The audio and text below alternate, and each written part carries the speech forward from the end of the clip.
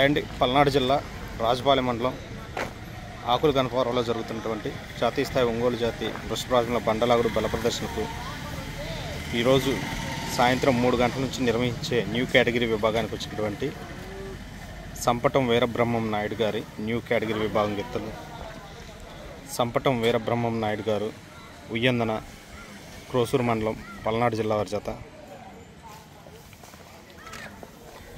రెండో కాడిగా బరిలోకి దిగుతున్నటువంటి జత ఇవి.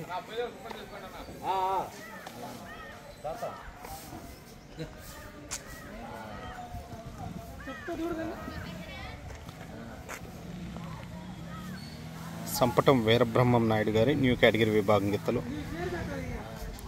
ఉయ్యందన గ్రామం క్రోసూరు మండలం పల్నాడు జిల్లా వారి జత ఆకుల గణపవరంలో